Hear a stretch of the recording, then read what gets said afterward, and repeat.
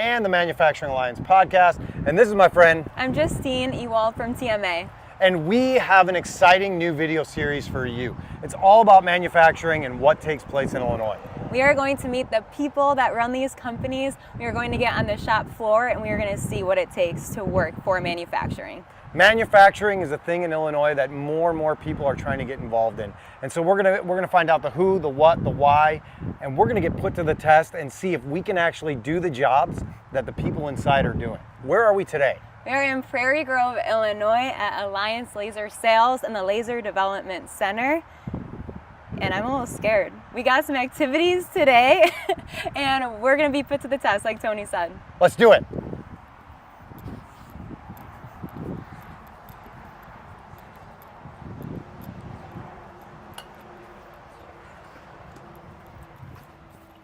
I can't wait to see what they're gonna have us do today. I hope I beat you. That's my only goal tonight. Good morning, everybody. Welcome back to the Manufacturing Alliance podcast. I guess I should say good afternoon. We are back. I know it's been a couple weeks, but we've had a couple different things going on. And so I'm just asking you to forgive me and just be glad that we're here.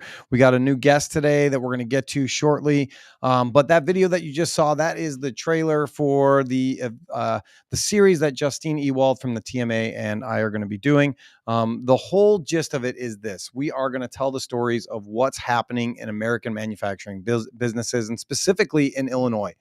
We're going to go in and we're going to meet the owners of the company. We're going to meet the leadership of the company. We're going to meet the guys on the floor, the ladies on the floor, the people actually doing the work, building the things, doing the things, manufacturing the things that we use every single day.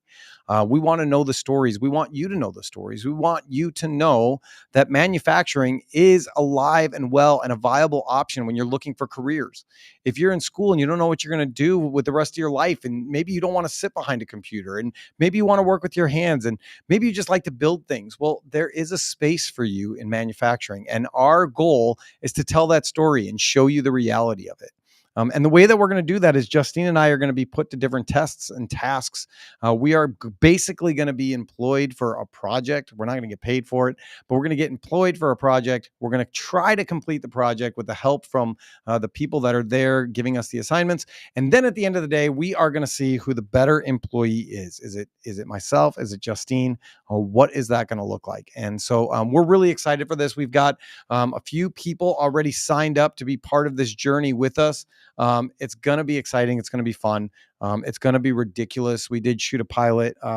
Jack shot a pilot with us, and we did that at Alliance in our Prairie Grove facility where we do production welding, and that is our laser development center. So we build and sell laser welding and engraving machines out of that location, all American-made products, which is important to us, right? American made matters as far as we're concerned.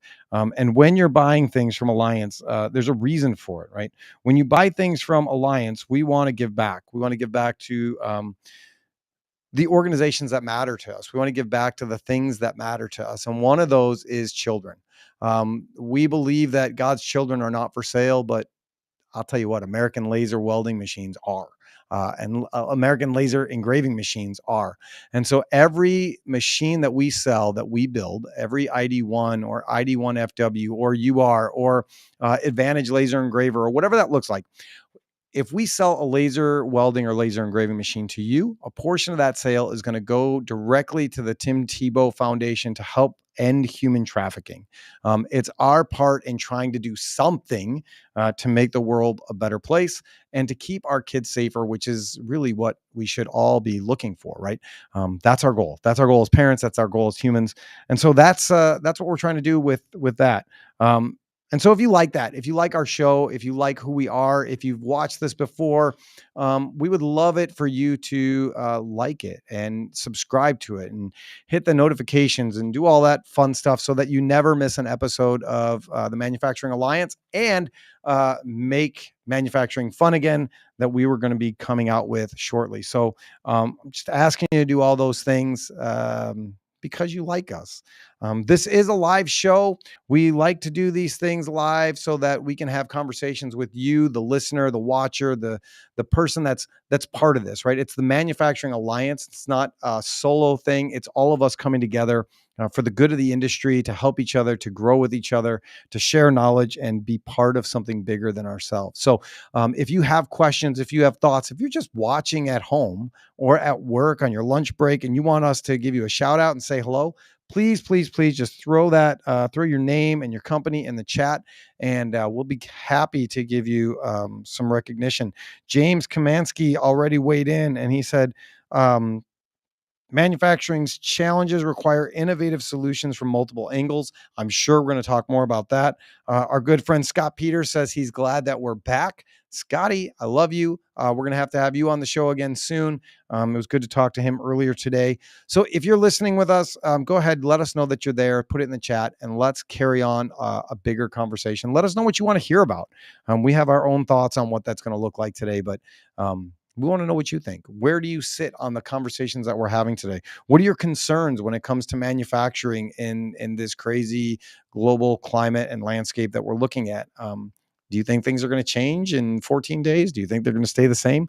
What are your thoughts, you, the listener, the person that's paying attention with us? I'm really excited because today's guest is someone that, like, we've gone back and forth trying to schedule days and times, and it just never seemed to work out. And then I threw something out on LinkedIn yesterday saying, hey, is anybody available? And Jim said, I'm here. Jim, how are you, my friend? I'm good, Tony. It's great to be here. Yeah, I agree. I don't know why it took us so long. I think there were just different hurdles along the way, but in God's timing, it all came together, and here we are. Exactly. Yep. Thanks for having me. Yeah, of course. Of course. I'm glad you were able to step in on short notice. Before we get into all the nuts and bolts and all the stuff we wanted to discuss, do me a favor, tell people a little bit about who you are and why they want to listen today. Yeah. Well, so, I'm a small town guy, grew up in the Upper Peninsula of Michigan in Ironwood. I went to college in Memphis, Tennessee. So I got into a city and saw what that was all about. Mechanical engineer by degree, and then went into manufacturing. And I've been in manufacturing my whole career. So more than 3 decades. Not going to tell you exactly how many years, but yeah, gotten to see so many cool things myself. But then 6 years ago, I had the opportunity to start writing about manufacturing for Forbes and delving into all aspects of what people are making out there. And then started up my own web show and podcast, Manufacturing Talks, 3 years ago, and just trying to go whole hog on all of that, learning for myself and conveying it to everyone else. So tell me about what you're doing with Forbes, because that seems really interesting to me. Yeah, I write in the manufacturing space there.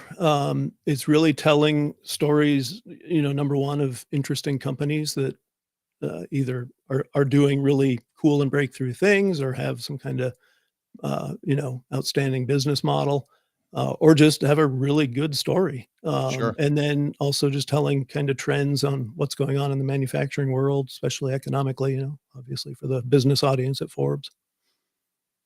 That's exciting. I mean, it seems like something that more and more people need to hear about. Mm-hmm. We were just talking offline a little bit about, the need for more people to understand manufacturing and all the hurdles that go along with it. What do you think some of the limits are for U.S. manufacturing? Well, to me, the number one limit is we're overregulated, and it makes us uncompetitive on the global stage. And unfortunately, that's kind of started this snowball of now it's been so long. I mean, that really started back in the early 70s, and it's just picked up a head of steam with pretty much every administration since. And instead of tackling the root cause now, we've got everyone lobbying for special breaks and tariffs and protectionism, and it's only going to make matters worse. If we make ourselves more and more uncompetitive, our American market can only support so many companies. It's a global business environment, and we're not going to win. When you say we're not going to win, is that just because we don't have the manpower right now? We don't have the structure. There's just what does that look like to you? Obviously there's the workforce challenge right now, and that's real. The baby boomers are retiring, biggest generation we've had ever, and Yeah. we're not gonna have the numbers to replace them. At the same time, a lot of things have been automated since the 1960s and are continuing to be automated. I don't think it's a people problem over the long haul. I think it's how do we strike that balance between protecting things like worker safety and the environment without just throttling our manufacturers and making Mm. them unable to compete on the world stage. Yeah, no, I think that's fair.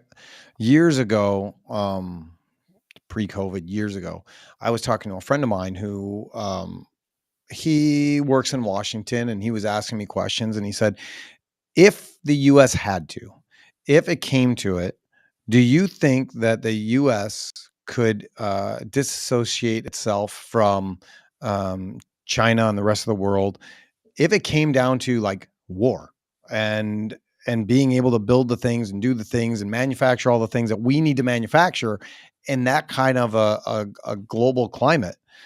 And I guess realistically, the answer is I don't know. I mean, between the manpower and everything is made with microchips that we don't have any of, Mhm. and Right. you have shortages in cars, and you have all these things. There are some major concerns, right? Oh, yeah. With what that might look like, Yeah, and my answer would be, in the very short term, not a chance for those right? very reasons. I mean, there's no way we're gonna get a chip fab up and running next week. No, Same with mining, going right to the materials we need to make everything. Our mines, metal mines, we've got less than a third as many today as we had in 1983. I just looked that up right? today. And so, in the long haul, can we? I mean, I'd never bet against America. Look what happened in World War II. Amen, brother. But at the same time, boy, if we don't get ourselves back into a better place, then making that transition from the short term to the long term, that could be an insurmountable hurdle. Yeah, no, I don't disagree with you. I think it's one of those things that we need to be cautious of and Yeah, be aware of, that these are real things that might be coming into the need, right? yeah. Um, Scott is asking, he says, how do we attract the replacements for the retiring baby boomers? What does that look like? You're That's doing a it, right? billion-dollar question, right? Like Yeah. that's the whole thing. Like if we can figure that out, we're in good shape. Yep. Yeah, there's so much there. I mean, you know, there's a few other things we're, um, fighting against and trying to build back from. I mean, we talk about the baby boomers, that's the sheer numbers game. But then there's also the fact that the baby boomers were the last generation to have skilled trades and Sure. manufacturing jobs held out as a big plus. And so now we've got a couple generations down the road, we don't have kids who've been through shop classes. We don't have kids who did, you know, working on their cars or their houses with their dads at home. And Mhm. so, yeah, there's a definite skills thing there that I know a lot of people have started or are continuing to work on and accelerating their work on. So that's a good thing. But the other thing too, and I love the video at the start of the show here about what you guys are up to show how cool manufacturing is. That has to happen too. I mean, we've been our own worst enemies by keeping people out of our plants, having all these big secrets that almost no one actually has, and not showing people, yeah, this is a great thing to do. Making stuff is fun and it's Yeah. rewarding. And oh, by the way, you're going to do really well at it. And what the crazy thing is there, everything around us is made by somebody. Like there's That's not right. like we're not just picking up sticks and burning the tip to write with. Like Right. everything, pens, forks, straws, iPhone cases, all of it Yeah. Look has to around. come from somewhere. Yep. Somebody is making all those things, and nobody ever thinks about it. And when they see what No. actually goes into it, their eyes open up. It's this amazing aha moment. Um, even building the equipment that builds the equipment that makes the things, like all of Yep. that stuff has to be made somewhere. And I think what people forget is you are changing lives, you are making a difference, even if it Right. is with, making plastic hoses. I tell the Mhm. story all the time. There's a gentleman that works for us. His wife had a stroke, and she was in the hospital, and he was with her at the hospital, and they were sitting there in the room, and the doctor came in, and they're taking her blood, they're doing all the stuff, and he's looking around the room because he's a little bit bored, probably a little antsy, and he notices that the machine that she's hooked up to is the same machine that we were fixing the mold on that made the parts that did the stuff. And so in that moment, he had this Oh, aha man. moment that, like, it's not just a piece of plastic, right? It's a piece of Right. plastic that is saving people's lives. It's making an Yep. actual difference for the people around us. Yep. I think COVID was a perfect example of that. All the Mhm. things that, like, COVID was horrible. We all agree. Yep. But all the things, the way that manufacturing, and US manufacturing in particular, had to step up in that moment to say, okay, we didn't even know this was going to be a problem. Now that we Mhm. know that there's a problem, we have to assess the problem. We have to figure out a solution. Then we have to design a solution. Then we have to build a solution. Then we have to source a solution. Then we have to produce it, and we got to get it out to people. Right. It was Yep. such a good, just a good snapshot of what actually happens on a regular basis Right. and this in a crisis moment, right? Yep. Yeah, and think about the things that got difficult to buy during that time, Toilet paper. toilet paper and facial tissue and hand sanitizer, all these things that got tight for a few weeks or a month and Yep. then started coming back. And that just shows, no one thinks about how that happened, right? How did Right. all those shortages go away? Well, it's because of what you just talked about and how well the people responded to that need and got the supply chains going and the stocks built back up. Yeah. Yeah. So I have to ask, does that seem like a popular topic in Forbes? Are people looking to manufacturing and seeing, like, what's actually happening? What's being made? What does that look like? I'm sure you get data and metrics on who's reading what and what articles are Yep. more popular or not. What does that look like for Forbes? So I'm going to preface my answer with Forbes went to a paywall a few years ago, Okay. and that really skewed things. And up till that point, I saw my readership numbers increasing substantially Mm, month on month. And it got to a point where I didn't put an article out with it not getting at least 10,000 reads. And, wow. manufacturing is a pretty niche spot on Yeah. the Forbes site. So that's a pretty big deal. Um, I would say now, based on what I'm seeing, is kind of the run of the mill stories aren't getting the attention, but you throw something out there that really highlights either something happening really good or something that's really scary, and Mm, it'll take off like mad. I had an article about how Germany is kind of the canary in the coal mine on deindustrialization based on energy policy. okay. Um, my biggest article ever. It's close to 160,000 views. That's pretty awesome. Yeah. Yeah. And so people get it. And, there were certainly some people who commented that, well, it's just what we have to do. Don't necessarily agree with that, but most of the comments were people understand that there's a balance to be struck there. And yes, we want to make our environment better and we want to make sure that we're dealing with difficult situations, but not at the cost of economic suicide. Yeah, no, absolutely. I don't think I was just sorry. I was just at the Plastics Association conference Yep. last week, and had a lot of conversations with people about sustainability and the Mhm. importance of sustainability and what that looks like. Um, and everybody agrees. I don't think there's anybody on the planet, if you polled them, that would say no, sustainability is bad. It's a horrible thing. We shouldn't do it. Uh, I think it's 100% agreement. The idea, the thing is, how do we get there? And Right. part of the problem for me is that I don't think people totally understand it. I think they hear this buzzword No. of sustainability and they go, yes, do that. I took to challenging people who are on the extreme of, in particular, the CO2 emissions discussion. I'd see people saying, well, we just need to stop producing fossil fuels immediately. And so I would just throw out, okay, stop using them. Stop Yeah. using anything that uses fossil fuels or is based on fossil fuels. Start that Right. tomorrow. No one's ever taken me up on it. And thank God, because they'd be dead within a few weeks.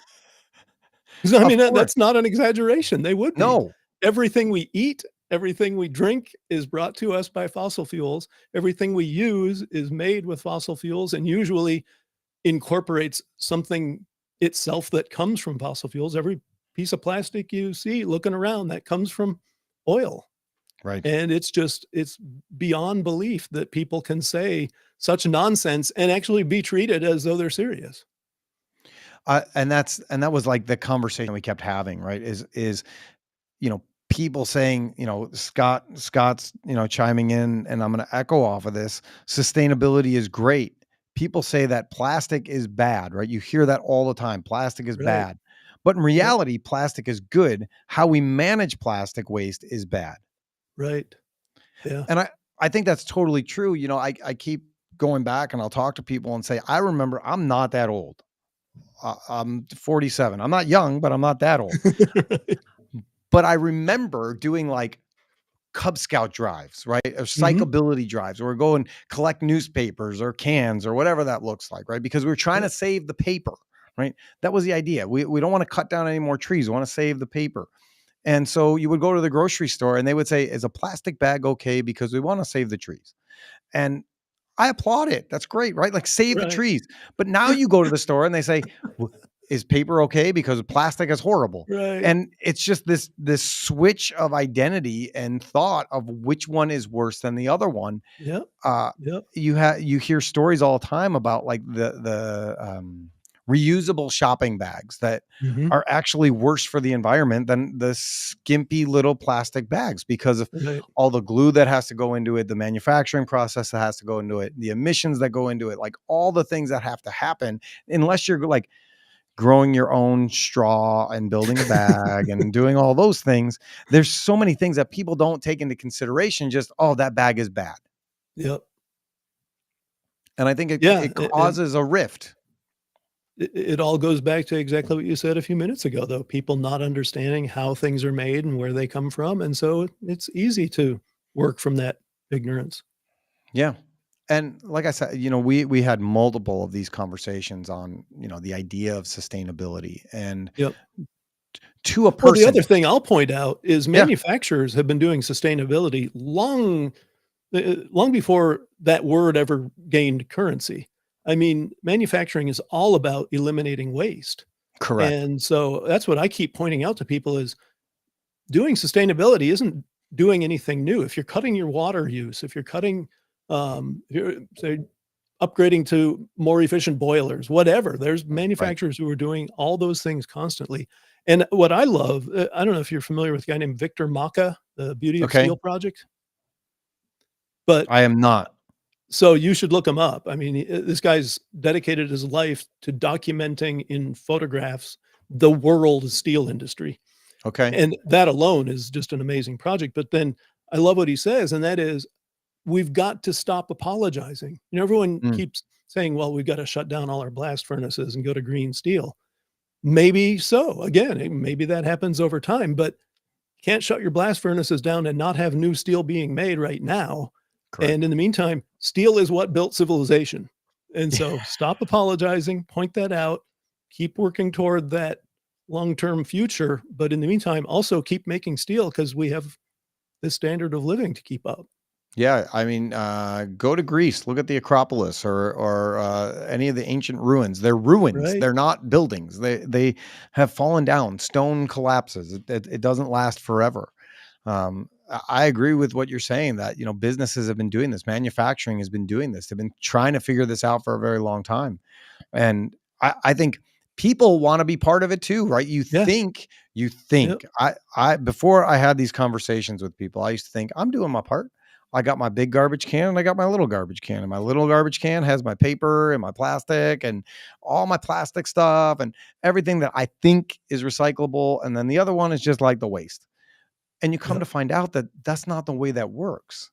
It's a false sense of doing something when you look at it that way, because, there's times where both of those garbage cans go to the same landfill because the plastic and all the things in there are not being treated the way that they're supposed to be treated in order to be recycled. And so it's just like you throw out the baby with the bathwater. Right. Yep. Yeah. And there's a lot of education to be done.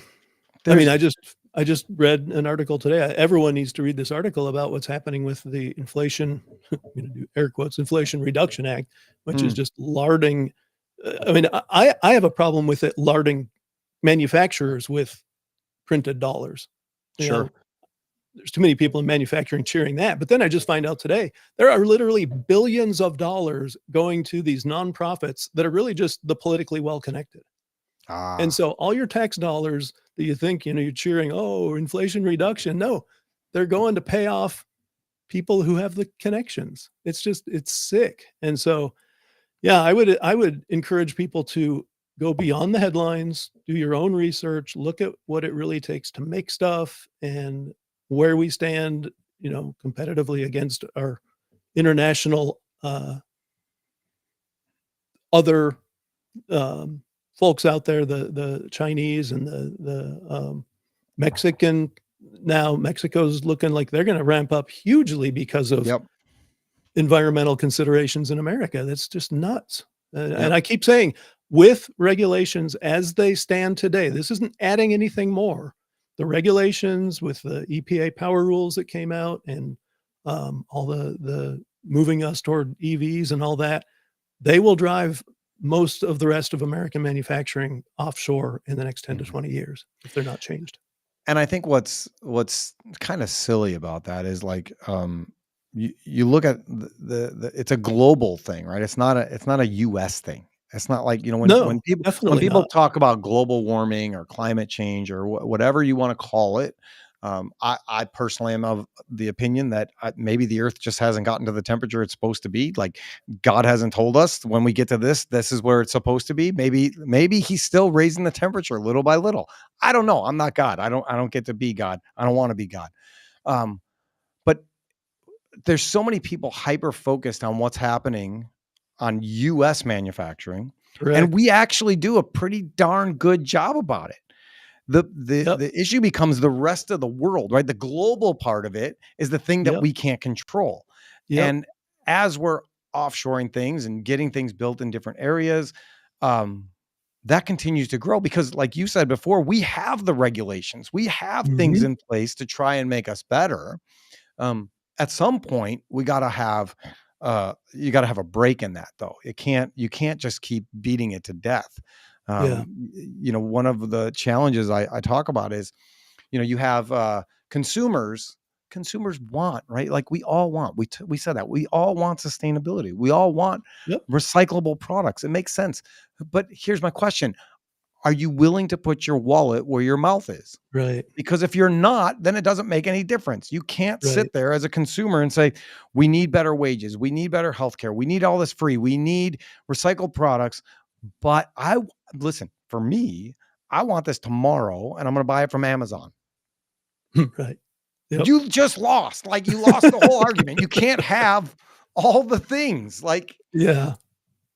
Well, it, and the other piece of that is people seem to think that if it's not being done here, it's not being done. So we regulate, say, our right, steel business almost out of existence. Well, there's more steel being made than ever before. Actually, a little off now, but for the most part. But it's just not being made here. It's being made in much dirtier places without those regulations. Same with mining. That's the point I made on a LinkedIn post today. Big, huge new discovery of lithium here in America, but we're not going to mine it because the right, environmentalists have basically made mining a non-starter here. It's going to right, be mined somewhere because we're still going to use the lithium. It's just going to be mined somewhere that's a lot dirtier and a lot more unsafe for the workers. right. And yeah, obviously not benefiting Americans except by keeping everything cheap. But it's really easy for us to do this, right? Yeah, Like for I don't sure. see it, I don't smell it, I don't hear Yep. about it, I don't care. It's fine. It's fine. Not in my backyard. Isn't that what they always say? Just not in my backyard. Right. It's fine. I don't care. I don't know those workers. I don't have to deal with it. I don't have to see it. It's not Yep. here. And in the meantime, we're losing workers, we're losing jobs, Mhm. we're losing opportunity. We have factories closing. We've Yeah, got, losing whole you know, industries. We've got yeah, 3% of our apparel that we wear in America today. 3% is made in America. wow. Yep. And unfortunately, it's more expensive. So people don't, or you don't even know how to to find it in America. No, that's right. Actually, one of the biggest problems with the people who want to reshore apparel making is we don't have the skills anymore.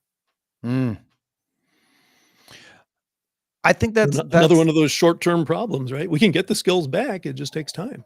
right, right. And I think reshoring is a big topic as Yep. well, and trying to grow that. I mean, we've got some younger people in our company now. People that just came out of high school last year, and they're starting to learn some stuff. But going back to all those things we were talking about, like Mhm. to have the technical expertise and be able to grow your companies is really difficult with people retiring and not having that workflow yet. Um, Right. are you seeing more of an emphasis on reshoring? Yeah, actually, I had a guy on my show, Harry Mosers with the Reshoring Initiative, Okay. and he's got the numbers showing it's happening, it's real. Yeah. COVID was certainly a big wake-up call just Oh, from well, that supply chain problem of having supply chains that stretch halfway around the world, yep. this whole just-in-time thing that it's just gonna work perfectly all the time, every time until it Yep. doesn't, and that's what we discovered in COVID is when those break down, boy, oh boy, do you have problems. Yeah. That's Bikes were why a good example. There were no bikes to be had anywhere in the whole country because they come from Taiwan. it was Um, any one of those, uh, activity things was gone, yeah, right? Like tents, yeah, bikes, camping apparel, all that stuff was just poof, gone. yep, and you aren't gonna ramp that kind of stuff up in the numbers we need in a few weeks or a few months, and so we just suffered without it. Yeah. But yeah, there have been some big moves to bring stuff back, and it's happening. Again, I worry about the long-term viability of that just because of we're still facing a regulatory tsunami from the current administration that hasn't even really hit us yet. Mm, The cost of the regulations that this administration has promulgated, it's like 4 times what any administration ever has done before. wow. Wow. Well, we can hope, we can pray that we don't have that much longer with it, but you Well, don't know, right? regardless, either way, we've got to get a lot more vocal, Sure. the National Association of Manufacturers has some good stuff out Yep. there on it, but then I keep waiting for that to become like a big issue for them, and it's not. It's not what they're Mm, talking about. They got great stuff out there, and they bang the drum in certain parts of their website, for example, that this is a big problem, but I don't hear them talking about it. And we're sure. just gonna have to get way more vocal and way more, into the education for people about what that means. Right. It's a difficult thing, I think, just in general, because there's so many divisive topics right now in our Yeah. world. Yep. Um, and this is just another one. And unfortunately, this is one of those that people don't totally understand. Right. Uh, and if you're working in, you're a teacher or you're an IT or like fill in the gap of where you might be, this doesn't even come close to the radar of the things that you're concerned about in Nope. life. Um, and I keep like banging my own drum whenever I can, whether it's, when we're at the Plastics Association, we go to AMBA event or we go to a TMA event. And I keep Yep. trying to tell people like, what we need to do is we need to make manufacturing sexy again. Like Right. not just make it fun again, but it Yep. needs to be a sexy thing where people want to be involved in that industry. And Yep. I use the example of like Orange County choppers, right? Like nobody cared. Right. Nobody wanted a chopper. Nobody wanted a custom made chopper. Like it wasn't even again on anybody's radar. Like Mhm. what is this ridiculous looking motorcycle? That's what you might think on a regular day, right? That Mhm. but then you make it sexy. You make it a show. You make it Yep. have some spice. You give it some oomph, right? And then all of Yep. a sudden it's a booming industry. Now you have Yep. not just one show, but you got 4 shows. You got Jesse James, you got this guy, you got that guy, you got this thing, you got Right. all this Right. stuff comes out of the woodworks because now it's a viable thing. Now it's something that people understand and they want to be part of. And what does that look like? And so how do we get the NAMS and the Illinois Manufacturing Association and Mhm. all the associations that every state has to fight back against the machine and the monster and go, hey, if we all put some resources together, we can start doing some Super Bowl ads. We could For start sure. doing Yeah. we could do a show. We can do a thing that shows people what we are actually about, what this country was built on, and how we get back to that, and make it a whole thing that people want to be a part of. Yep. Yeah, well, and that's why I love so much about what you had on your opening video about you guys getting out there. You're actually gonna do the job. That's really cool. We're I'll gonna I'll be try. I'll be rooting for you. I appreciate that. I appreciate that. I actually just announced on my show, Manufacturing Talks, I'm starting a series within that show of going to people's manufacturing operations and filming them, just like the old How It's Made Yeah, shows. I love I'm it. not going to be doing the job like you are. I'm just going to go show other people making stuff just to show that it is cool. Yeah. So yeah, Uh, anyone out there who has a manufacturing plant, you want me to come video, let me know. See, I'll be there. that's what this is about. This is about people connecting with people and helping to make a Yep. difference and tell the stories over and over and over and over again. We were just talking about reshoring, and again, as horrible as COVID opened a lot of eyes to Yeah. problems and actually solutions. And Yep. we had an amazing sales year during COVID. I can't say that it was the worst year. I can't say it was the best year, but it did turn a page for us in a way that was good. Uh, and what it did was it reshored so much stuff because the Mm, supply chain and the demand was so hard. yep. Um, and guess what? Everybody dealt with it, and it wasn't a big deal. And I kept saying, listen, we have short term memory in this country, and Mhm. greed overwhelms us. And so this is a short term window of opportunity for us to take advantage of this and prove that we can actually do these things here at home. Because Yeah. what's going to happen is we're going to have people that go, hey, I know how we could save a little bit of money. Mhm. Remember 5 years ago when we were almost getting the same product and we were paying less? Do you remember that? Let's do that again. Right. Yep. And then slowly that's what started happening. And we were at an AMBA conference, and they were talking about how we have all these mold builders that are closing because Yep. they're not sharing work with each other, and there's just not enough work, and there's not enough work. And Troy Nix was talking about this, and I thought to myself, well, is that really why? Is it really because we're not sharing work, or is it because it's not here? Yeah. Like those are two different questions. And I know that there's a True. lot of mold builders who don't have a choice. There's a lot of companies that don't have a choice because they're the people that they're building the molds for. The molders are saying, listen, we need you to get multiple quotes. We need an offshore quote. Mhm. We need a Chinese quote. We need a Mexico quote. And so you're putting the burden then on the mold maker to say, well, I'm just not going to quote it. And then they lose out on any potential of having the work to feed their families and feed their Yeah. workers and feed all their stuff. And so it's just that I think for me, I think it boils down to greed. Yeah.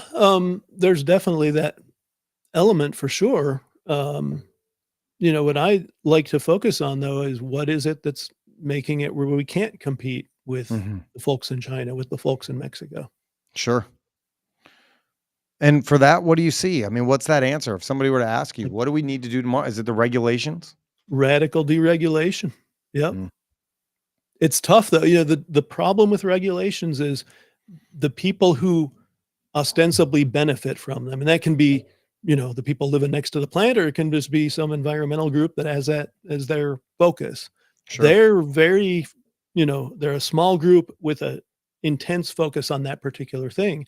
And the people who are harmed by the regulation are a broad group who don't really see it as this huge problem. It's this Mm, kind of incremental, death by a thousand cuts. And so getting that oomph behind a political move to deregulate things is just it's beastly difficult. yeah. Yeah. Well, I mean, let me ask you this. How do we fight? What do we do as normal everyday workers, business owners, people going to work every day, buying products with a voice? How do we have a voice, and what is our role, our responsibility? How do we enact change in what you're talking about? Yeah, it's definitely a multi-pronged and difficult question. The things I would say for, especially most of us are, small and medium-sized businesses. That's what, like Yeah. 85% of manufacturers. Number one is I do love Victor Macha's formulation. Stop apologizing. What Yeah. you do is vital. How you do it today, it might be a little bit dirty, but it's also how you have to do it to be competitive. Yes, you're going to improve over time, but should you apologize because it's a little dirty or you have to deal with safety issues? No, Right. that's manufacturing. That's part of the game. Um, Look to get better, but be proud of what you're doing now because it's I love that. critical. Engage with youth. One of my favorite stories of a company that did this right is Aaron's, the Mm. snowblower and lawnmower folks up there in Brillion, Wisconsin. 25 years ago, Dan Aarons, the CEO, saw the handwriting on the wall with the workforce, a man ahead of his time for sure. He connected with the local high school and made sure that their shop classes stayed around, that he Mm. was helping with their STEM curriculum. And then as that got established, he pushed it even further. Go to the middle school and then go to the grade school and then go to the kindergarten where they literally today in Brillion, Wisconsin, I don't know how big it is, but it's not big, have a K to 12 complete STEM program, start to Wow. finish. And it's not just there to provide workers to errands. It Sure. does, and that's Sure. a benefit, but it's also there because Dan saw that there was this need, not just for his company, but for his community, Mhm. and helped build what they have today. And I applaud the heck out of him for his foresight and for his dedication and for his willingness to put his company out there. And yeah, there was a benefit, but it went beyond that benefit. So he's also doing stuff that goes beyond his little, realm of what he gets to make, what he gets to earn. And it's for the good of the community. And it's just a phenomenal story. Yeah, And I no, think everyone needs to be engaged in some degree in that work. absolutely. Absolutely. We all, I mean, to your point about like, don't be apologetic about what you're doing. Right.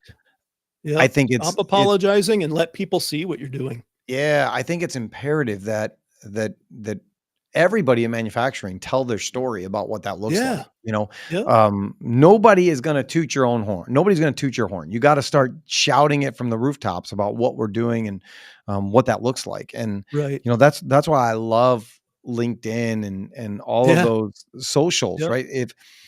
I think it would be great to flood that with actual images and stories about what we're doing and why it's important and how we're doing it and the impacts it makes in people's lives. And um, people connect to stories all the time. Yeah. And I think that's why what you do is so great. And, that's why when we do these shows, we don't try to talk about, statistics and numbers and metrics. We want to talk Yep. about the stories and what's Yeah. actually the reality of happening in each other's lives in the world and how do we succeed? How do we fail? How do we struggle? What does that look like together for exactly what you're talking about? I was Right. talking with Hannah Belmont from Westminster Tool.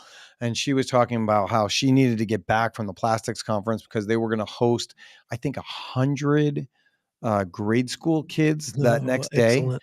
Yep. Um, and it seems like every month they're bringing grade school kids in or middle school kids in and showing them what this actually is and what it looks like. I Yep.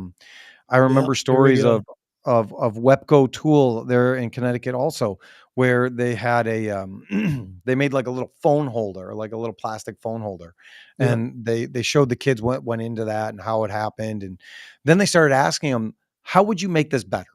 Like you've Oh, all seen cool. phones, how do you make this better?" And then they started taking polls from the kids and then telling them how this would happen and what it would take and how it works and Yep.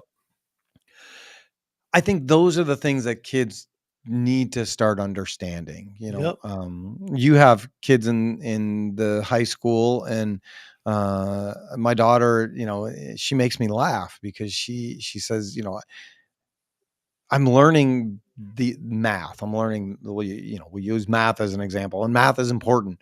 But she's like, this has nothing to do with anything that I want to do. Yeah. There are certain people that are going to be math specialists, right? But to be able to tell these stories and be able to like have kids learn how to do things and how things are made, I think are invaluable things. How are things made and how do you deal with people? Like those Hmm. are two things that need to be really figured out. How do you have emotional intelligence and how do you have world intelligence? What does that look Yep, like for our next generation? How do you not pass a test but problem solve to get a solution? Like those are bigger questions to me. for sure. Yeah, couldn't agree more. Well, you're very agreeable. I like this. This is fun. Well, we're coming from kind of the same place, so it's understandable. Yeah, and, I guess the good news that I would say is I feel like I'm seeing an upward trend. I mean, we talked about that before, that you can have all of the experts come in and tell you that, oh, you should expect this and this is what's going to happen, but nobody's crystal ball works and you don't know what the Mhm. next catastrophe is going to be or what that looks Right. like. But from what I'm seeing a generation of people that are interested in building and coming up with Yep. solutions. And I'm seeing a generation of kids. Sometimes it's hard as a parent who don't want to just take the answer; they want to know why, Yeah. and they want to be. They want to find solutions that are different. They want to think outside the box a little bit, and I think that's a Yep. good thing. I mean, uh, Absolutely. you, my Well, my. Go ahead. and you're hearing about STEM all the time now. That Mhm. wasn't even a real topic of conversation a decade ago. Right. Um, the discussion about skilled trades and about shop classes is now gaining head of steam. So there are a lot of positives out there, and positives that are getting to our young people, and getting that oomph from the next generations that are going to be taken over. Yeah. Yeah. One of the things that was great, Scott Peters is part of the SPE Technologies division. I was part of that group with him, and we started a series that we did for a little while. It lost a little bit of steam. Be great to see it come back. I don't know what that looks like. Scott's probably going to yell at me, which is fine. But we followed this young apprentice. She was in high school at the time. She was working at a company, CMD, I believe, and she was an apprentice. And so what we did is we started telling her story. What does that look like? How did she get the job? Why was it interesting to her? What were her hobbies? Mhm. And then we followed her into work and telling the story of her journey from being a high school student who's a farmer and had a little bit of a passion for machining and building things, to entering her career, why she chose that career, why it appealed to her, how she was actually building things, what that looks like. And the original idea was that it was a multiple season thing, right? Where you can Mhm. have a few kids that you follow on this journey, and then you follow them into their work life, and then you have the next group of kids, and it's the next season that continues to grow. And but it's like anything else. It takes money, it takes resources, it takes all that Yep. stuff to be able to tell those stories in real ways that people are going to connect with and want to watch. Right. Yeah, love it. You should Yeah. definitely get back to that. There's so many things. If I Oh, I I keep know. I keep saying I would be a really, really, really good rich person. Uh, Right. Yes, you've got plenty of things to use the money for, right? I would be generous. I would fund these projects. I think I would be a fantastic rich person. If anybody has any wealth that they want to just like get rid of, and it's no good for them. Like maybe Hurley from Lost, right? If you Yep. won the lottery and you feel cursed by the money and you need to get rid of it, I'll take it, and I promise to do good No need things to with it. make us. We'll put it to good use. I won't use a penny of it for myself. I have enough for me. I'm not a greedy person, but if I Yep. had a ton of excess, I could think of a lot of things that could be useful, and ways that we could do things with that. Absolutely. All right. Well, we'll see if that gets you anything. Well, I'm not going to hold my breath. Right. We're just gonna keep doing what we're doing. And, you know, I think the encouraging thing is like, whether it's the Plastic Association, who I keep mentioning, like all these different organizations are looking for ways to do the same thing. to grow the industry and let people know what's happening. Everybody sees what it is. And I think it may become a thing where it just takes unifying all those organizations or some of those organizations saying, hey guys, let's play together. Let's play in the sandbox. Like, you have your funds, I have my funds. You need workers, I need workers. But what we really need to do is grow the manufacturing industry as a whole, not just plastics, not just metalworking, not just, finishing machinery, whatever. Like, we need to grow all of it so that we can all be successful. And then we'll find this pocket here and this pocket here. But let's tell the story of what manufacturing can be, and then let people figure out those niches along the way. Yeah. Yeah. I love that idea. So if anybody wants to listen to me, I'm happy to talk about it more. But yeah, we need suggestions on how we pull all those groups together. Yeah. I think we'll get there. I do. I really do. I think we'll get there. I think it just takes some time and people kind of getting out of their own way a little bit. Yep. But you want to play 5 questions with us? You want to have some fun? Sure thing. All right, Jack, you want to lead 5 questions today? Sure, I can lead 5 questions. All right, he's not back. Jack is back. Hello. Hey, Jack. All right. So, question 1. If you could make one rule that everyone had to follow, what would that rule be? Everyone has to go out and do a job before they do anything else in their career where it's actually working.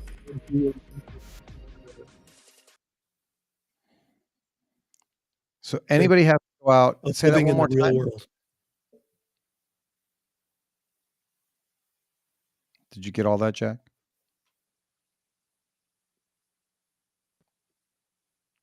Are we frozen? What happened now? You there? I'm here. We lost Jack. We lost Jack. We'll see if it comes back. All right. Jack, are you coming back, or am I taking over here? Oh, he stopped working. All right. You're taking over, Tony. I'm taking over. All right, here we go. Question number 2. If you could have dinner with any 3 characters from a book, movie, or show, who would they be? Wowee. All right, it's going to have to be Oddball from Kelly's Heroes. Okay. Let's see. Dagny Taggart from Atlas Shrugged. And holy cow. Can't come up with a third one. I think with those 2. It's going to be Lane Meyer from Better Off Dead. Nice. Oh, man. Meyer. Wee. That is such a great underrated cult movie. Is it not? Yep. Oh man, we watched that. I introduced the kids to that movie a little while ago, and it's just so ridiculous but amazing. Yep. Pair that with One Crazy Summer and you're in a good spot. All right. Yeah, we'll have to do that. All right, that's a good grouping. Question number 3.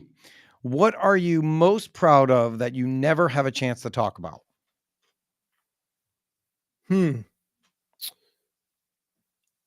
I think it's that my 2 sons, they're 19 and 16, we basically don't have to discipline them. We must have done enough right much earlier where at this age, it's not that they don't screw things up. We all do, right? But they're not doing stuff where it's like there's any kind of big problem. Yeah. Pretty good place to be.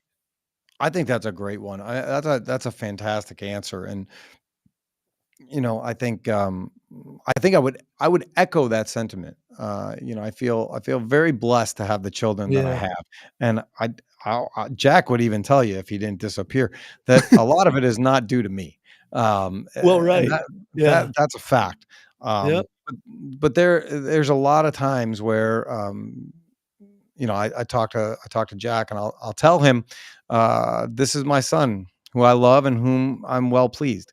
It's like my favorite Bible verse to say to him, That's because it's just awesome. true. Yep. Um, it doesn't ring as well with my daughter because she's not my son, but I'm equally as proud of everything that she's doing, and the person that she's become, and it's really awesome. So I love Yeah. that answer. Thank you. Question number 4 is a little bit different. If you could have any animal sidekick, what would it be and why? Um, Perry the platypus. Not just a platypus, Perry the platypus. I love it. I don't know how many of your viewers ever watched that, but yeah. I would say any of them that have kids the same age as ours Well, that's true. That's true. probably should have seen it. Perry is a real hero. Yep. Exactly. And green. I don't know why they made him a green platypus, but hey, he's infected with something. I love it. All right, last question. How long would you last in the Hunger Games? Well, I mean, I wasn't a scout myself, but I was a scoutmaster, so I got that going for me. Okay. But probably just a few days at best. Let's be realistic. Now, I would give you a little bit more credit because I feel like you are a very likable guy. I feel like you can make a couple friends, Yeah. find some ways to survive, and avoid some major conflicts. I mean, I think there would definitely be people they wanted to kill first. Yeah, that's true. I think would with- try not to be one of those. Let's put it That would be disappointing, wasn't it? I used to tell my wife that Yeah. that I thought I could win The Biggest Loser. Like I thought, like I could go on that show. I could gain weight. Like I could eat like a monster, and I could gain the weight. I could get on that show, and I think I could win because I find all those things, all those torturous workout activities, fun. Yeah. I would love that. But with my luck, I'd get voted off like the first week, and then I would just Right. like go home a fat guy. And You wouldn't get a chance to show your ability. Yep. yeah, I would piss off the wrong person somehow, and they would just be like, "Nope, you're gonna go," and that would be my downfall. So I never did it. It's a shocker. I never gained all the weight to go compete on The Biggest Loser, but It's probably a good thing you didn't. yeah, Jack and I were actually joking that we thought that we could win The Amazing Race. I think that would be fun Oh, to try, wow. but that would be a little bit exciting, but Is that still around? I'm not sure. I don't know. It's kind of been hit and miss, right? Yeah. Yeah. I mean, I would guess I had to take a break for a little while with the world being crazy, but Yeah, that's true. but it's a good show. I like that show. It's an awesome show. Yeah, yeah. my wife and I watched like the first 10 seasons straight through. Yeah. And you wonder, like I love my wife. I don't think we would be a good fit for that show. No, my wife and I would. Well, maybe now we'd be better, but when we were watching it when we were younger, it would have been bad. Yeah, you know that as you're watching it, and you're disagreeing with strategy, right? Like, Yeah. we shouldn't do this. Yeah, it's not a good sign. It's not what we should do. We should just watch. We should just watch the show Yep, together. That's what we should do. exactly. That's how we're going to participate in this show. So Jim, is there anything else that you think that we should touch on, talk about, or hit before I let you go? I know we're about an hour in. I mean, I'm happy to keep talking, but I'm sure you have things to do. Well, I mean, I love that you're doing what you're doing. Anytime, anything I can do to help you out, let me know, and invite all your viewers to check my show out and connect with me on absolutely. LinkedIn. Let's make those connections and do what we were talking about, come together and keep building this manufacturing juggernaut we need to get back on the train tracks. That sounds amazing to me. So before we go, we end every show with a prayer because I think it's important. Wonderful. So I would ask if there's anybody still listening, if you have any prayer requests, go ahead and put those in the chat, so that we know what we should be praying for. Jim, any prayer requests from you? Can you beat the 23rd Psalm? No. It's like it was written by somebody who knows. Yeah, for sure. All right, Jack, any prayer requests from you, my son? No. No, things are going pretty good. I mean, just the time trial tomorrow, and that goes pretty solid. Yeah, he's got his first time trial tomorrow. Oh, nice. For positioning for the track season at Illinois Wesleyan. Good luck, Jack. Yeah. Thank you. He told me I'm not allowed to ask how it goes. If it goes well, he'll tell me. If it doesn't go well, he won't talk to me, and then we'll talk about it later.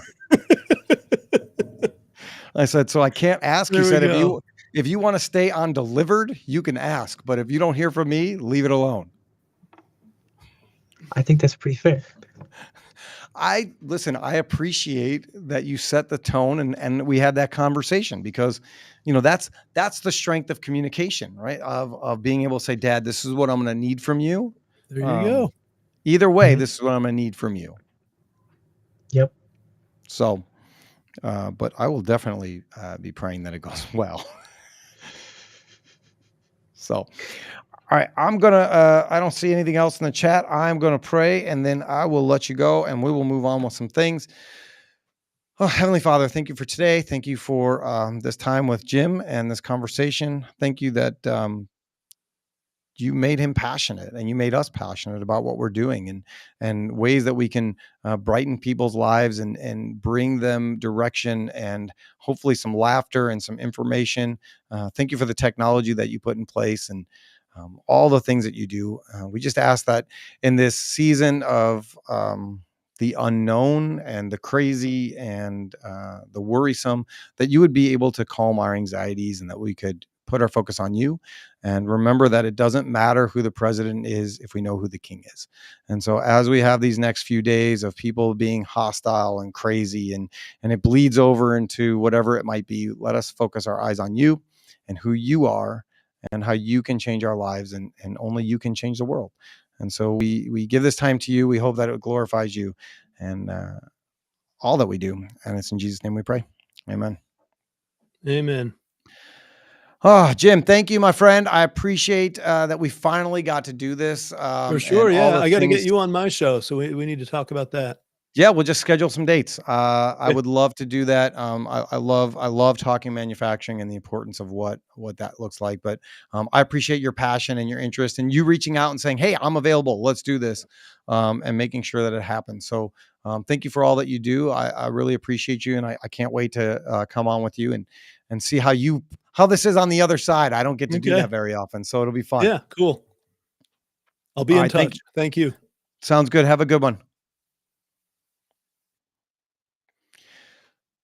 Oh, that was Jim. If you want to get a hold of Jim, he is on LinkedIn. He has a website that you can go to. We're going to put all of that stuff in the show notes. Let's see. Is it here? I think Jack might have it here. Do we have it there, Jack? Or am I lost here? What are you looking for? Jim's contact information. Do we have that up there at all? No. Go to LinkedIn and just look for Jim. It is Jim Vinoski, Vinoski. You can search for him on LinkedIn, and really, he's all over the place on there. So definitely a good guy. I really loved the whole conversation that we were able to have today, and everything that looked like. It's good. We need to do these things. We need to be community together. We need to not try to live life in an isolated bubble and think it's just about us, but realize that there's so much more than just us, right? It's a bigger thing. It is an alliance that we need to be a part of. Jack just put up the contact information, and all of that will be in the description on YouTube. when we go ahead and launch the show. We are going to be bringing back the audio version on Apple, on Spotify, and all those things. We've got a backlog of shows that need to be uploaded. We apologize for not doing that yet. It is coming soon. We've just been crazy busy. So, man, I think that's enough for today. On behalf of myself and Jim and Alliance and Manufacturing Today and all the shows and all the things, thank you for watching. Thank you for listening. Take care and God bless.